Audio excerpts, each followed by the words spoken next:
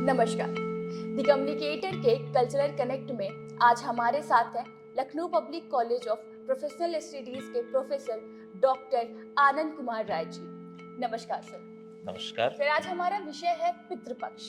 तो हम आपसे जानना चाहते हैं कि पितृपक्ष क्या है, आप इसके बारे में विस्तार से बता सकते हैं? सबसे पहले तो मुझे आपने अपने चैनल के लिए इस डिबेट में आमंत्रित किया और इसका मैं बहुत बहुत धन्यवाद ज्ञापन करना चाहूँगा।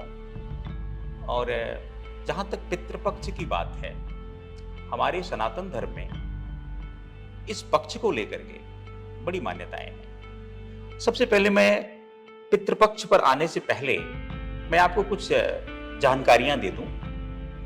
एक्चुअली हमारे यहाँ सनातन संस्कृत में इस भौतिक शरीर का नष्ट हो जाना ही अस्तित्व का समापन नहीं माना जाता।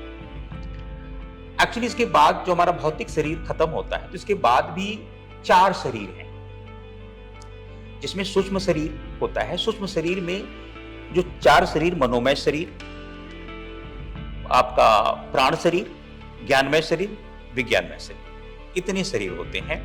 और जब ये 3 शरीर खास करके नष्ट होते हैं, जैसे सूक्ष्म शरीर में मनोमय शरीर और प्राणमय शरीर, ये जब समाप्त होते हैं तो व्यक्ति लिबरेशन को प्राप्त होता है, जिसको हम मोक्ष कहते हैं। तो जो पितृपक्ष की बात है या पितरों की बात है, एक्चुअली हमारे यहां सनातन पद्धति में ये माना गया है कि जब व्यक्ति शरीर छोड़ता है तो सबसे पहले तो वो 12 दिन तक प्रेत योनि में रहता है, जिसमें हम तमाम श्राद्ध कर्म और त्रयोदशा वगैरह करते हैं, पिंडदान वगैरह करते हैं। तो उसको एक दूसरा शरीर प्राप्त होता है, जिससे वो आगे के अनुभव को करता है। तो इसमें जो है, जब ये शरीर 12वें दिन के बाद 13वें दिन से अपनी यात्रा प्रारंभ करता है तो 3 मार्ग होते हैं: अर्ची मार्ग, धूम मार्ग और उत्पत्ति विनाश मार्ग। 3 मार्गों, ये 3 विकल्प होते हैं आप सोल के पास कि वो किस मार्ग से जाएंगे, और उससे उसके अच्छे बुरे कर्म ये निर्धारित करते हैं कि वो किस मार्ग से जाएंगे। तो अर्ची मार्ग जो श्रेष्ठ मार्ग है, जिसमें सोल जो है ब्रह्मलोक को गमन करती है या देवलोक को जाती है। दूसरा 2वें दर्जे का जो मार्ग है वो धूम मार्ग है, जिसमें आत्माएं पितृलोक में जाती हैं। और चंद्रमा जो है, चंद्रमा को पितृलोक बोला गया है क्योंकि हमारे पितर वहीं निवास करते हैं। और तीसरा जो मार्ग है, उत्पत्ति और विनाश मार्ग, इसमें आत्मा इसी पृथ्वी पर ही भ्रमण करती है, पुनर्जन्म को प्राप्त करती है या लंबे समय तक वो प्रेत योनि में वास करती है। तो ये सबसे मतलब ये मार्ग जो है, जो पापी लोग हैं, कामी लोग हैं, है ना, जिसने जीवन में बहुत बड़े पाप किए हैं, लोभी, मोही, कामी, उनका ये है ना, वो तीसरे मार्ग पे आते हैं। सर, जैसे कि पितृपक्ष की बात हम कर रहे हैं, आखिर इसी महीने में क्यों होता है, किसी और महीने में क्यों नहीं? देखिए, जैसा कि मैंने आपको बताया कि इस जो आपका माघ, ये जो आपका है महीना, इसकी पूर्णिमा से ये स्टार्ट होकर के आश्विन मास की अमावस्या तक ये होता है। 16 दिन का ये पक्ष होता है। और इस विशेष काल में जो चंद्रमा है, मतलब इस चंद्रमा पर एक प्लेस को आइडेंटिफाई किया गया है जहां पे पितरों का वास माना जाता है। तो वो स्थिति जो है पृथ्वी की तरफ होती है। वो जो स्पेस है, वो प्लेस है, वो पृथ्वी की तरफ होता है। तो ऐसा माना जाता है कि ब्रह्मांडीय ऊर्जा के साथ हमारे पितर भी पृथ्वी पर विचरण करते हैं इस पीरियड में। और उनके जो उनकी संतति है, उनके द्वारा जितने भी अच्छे धर्म कर्म किए जाते हैं, उनको संकल्पित करके वो सारे पितरों को प्राप्त होते हैं। और इससे जो पितरों के जो दोष हैं, उनका क्षरण होता है और वो आगे की यात्रा के लिए बढ़ सकते हैं। और इससे जो वहां उनकी संतति पृथ्वी पर निवास करती है, उनके सुख समृद्धि में वृद्धि होती है।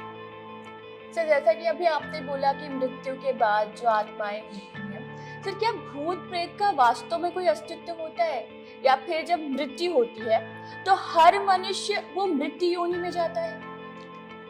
देखिए, अगर मैं साइंटिफिक पॉइंट ऑफ व्यू से बोलूं तो साइंस तो इन चीजों को बिल्कुल नकारता है।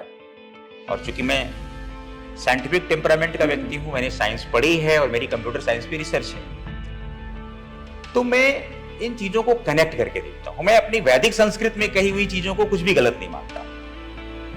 अगर कुछ आपको अतिशयोक्त लगती है तो उसमें मैं मानता हूं कि मेरे समझ की कमी है, क्योंकि मैं अपने ऋषियों मनीषियों को बहुत बड़ा साइंटिस्ट मानता हूं, जिन्होंने तमाम तरह के शास्त्रों की रचना की। और मार्कंडेय पुराण में पितृपक्ष का काफी कुछ वर्णन है, मृत्यु के बाद आत्मा की गति क्या होती है, इसका बड़ा विशद उसमें विवेचना की गई है। आपने जहां तक प्रेत की बात करी, तो प्रेत होता क्या है? एक्चुअली व्यक्ति की, मैंने बताया कि जो हमारा शरीर है ये पंचकोश का है, तो भौतिक शरीर जो विजुअल है वो आपको दिखाई दे रहा है। 4 ऐसे शरीर हैं जो विजुअल नहीं है बट वो होते हैं। तो ये जो हमारा जो चौथा पांचवा, तीसरा चौथा पांचवा आयाम है वो अभौतिक है। तो उसमें क्या होता है कि प्रेत शब्द जो है, ये जो आत्मा शरीर छोड़ देती है और उसका जो सूक्ष्म शरीर होता है जिसमें उसका मन है और ऊर्जा है और उसकी सारी इच्छाएं, अतृप्त इच्छाएं उसमें पड़ी हुई। अब चूंकि भौतिक शरीर है नहीं, साधन है नहीं, भौतिक शरीर एक साधन का काम करता है जिससे हम तमाम अपनी इच्छाओं की पूर्ति करते हैं। तो वो प्रेत रूप में कुछ लोगों को प्रतीत भी होता है, विजुअलाइजेशन भी होता है, कुछ लोग इसका बताते कि हमने देखा।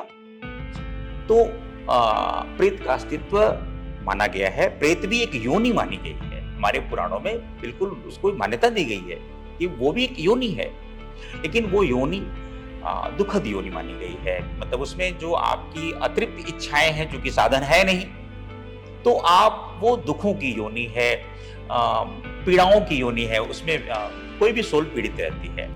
Thank you so much sir, आपने सारे सवालों का जवाब इतने अच्छे तरीके से दिया और उम्मीद है कि जो भी हमारा ये शो देख रहे होंगे उन्हें अपने सारे सवालों का जवाब मिल गया होगा और उन्हें बहुत सी जानकारियां मिल गई होंगी। तो इसी के साथ मुझे आज्ञा दें, नमस्कार।